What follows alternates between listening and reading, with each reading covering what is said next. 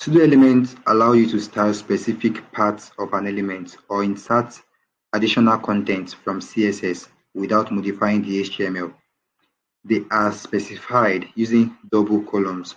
So pseudo classes. Now this is pseudo elements, please. Pseudo classes use one single column, right? And then pseudo elements use double columns. All right. Followed by the pseudo element name.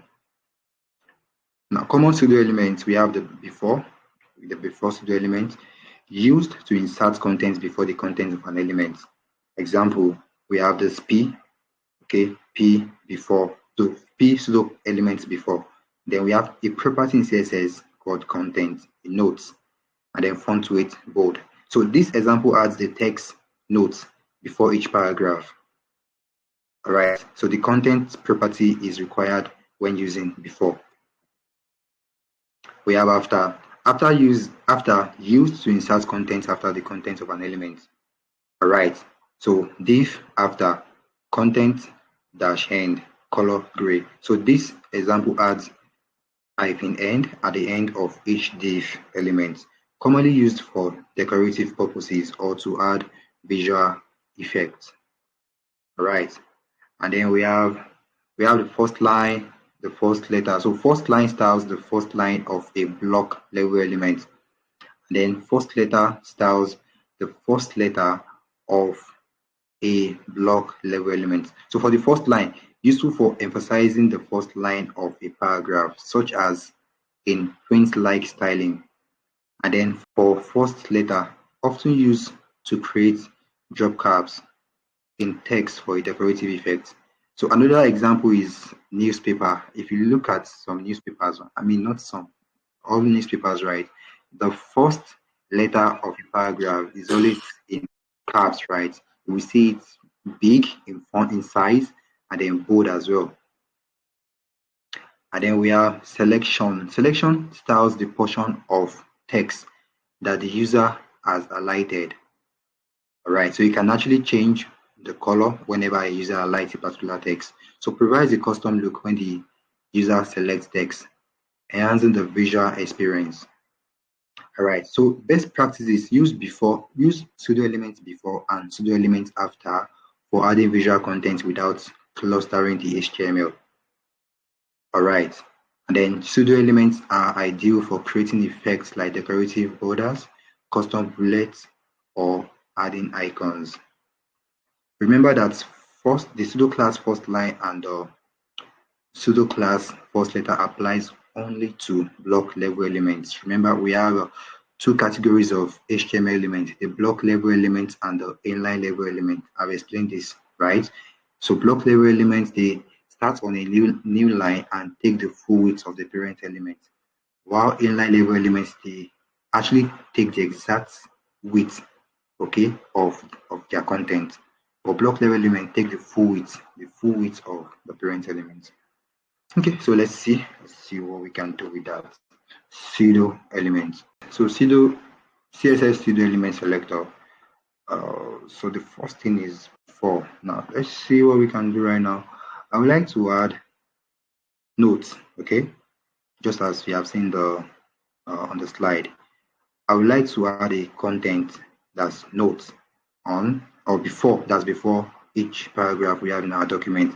So like this paragraph now, you should have notes at first, so notes. Then another paragraph here, we have this paragraph, notes our mission. Another one, notes lorem. So let's see how we can do that. So using internal CSS,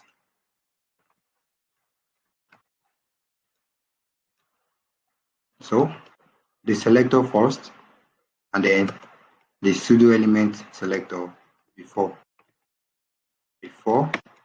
Now to add a content, right, you need the content property. Content is a property in CSS. All right, and then whatever content you want, it has to be in quotes. So I need notes. All right, and then okay, let's try this first. Let's see how it works. So this is a paragraph. This is another paragraph. No notes yet. There's no notes because I haven't refreshed the page. So if I refresh now, you see we have notes. But if you check the HTML document, the element is not there actually. Look at this. Welcome to the home page of our website. You can see the content note right here. So this is how you can, there is a way you can actually add content to your HTML document directly from your CSS, and which is what we just did right now. All right. So using the pseudo element selector, we've been able to add a particular content to our HTML element or the paragraph in our HTML documents, right? This one has notes, this one as well has notes. So let's style it. So we can style it and say the background color should be Doja blue. And mind you, this content here, okay, is an inline level element, which means it will not start on a new line. It will only take the exact width of its content. So let's see. So it is an inline level element, and as you can see, it only takes the exact width of its content, where the note starts and where it ends. It will never start on a new line, except to change it to a block level element. All right. So every paragraph now has this note at the end of the at the beginning of the content. So we also have after. We have the after. Let's see, maybe this H1 pseudo CSS pseudo element selector, and then I would like to add another content to it. So H1 after content, I will say explained, right? So let's see that first.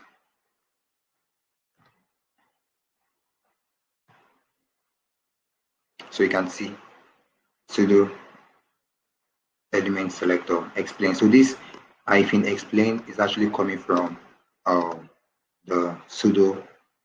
That's after pseudo elements, basically after pseudo elements, and you can style it usual color green, background green as wrong, green, and color white, save, and great. We have this. So this is how we can do that. All right, another one is the first line, and I'm going to use the content here, or probably create another content.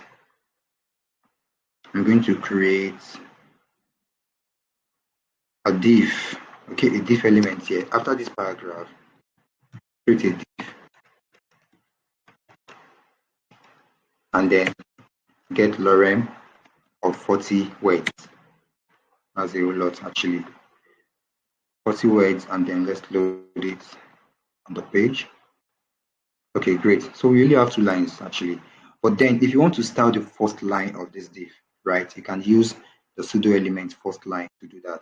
So probably if you want to style, if you want to change the background or maybe the font size, okay, you can use the first line pseudo element. So let's do that. So this is a div, and what I will do is go back to my style and say div pseudo element first line. So I want to change the color to Dodge blue, size previously to something bigger, 28, so that we can see it clearly. And then, so good, there's an error somewhere, and that's because I did not terminate the first declaration, the first style rule. So after the Dodge blue, I'm supposed to add this semicolon. As you can see, the error is gone. And then font style, I click save. And so just take note of the first line of this paragraph or this div. So boom, you can see the style gets applied to only the first line of the element. All right, we also have first letter. If you want to style the first letter of this same, let's say for instance of this same div, right, I'm going to say div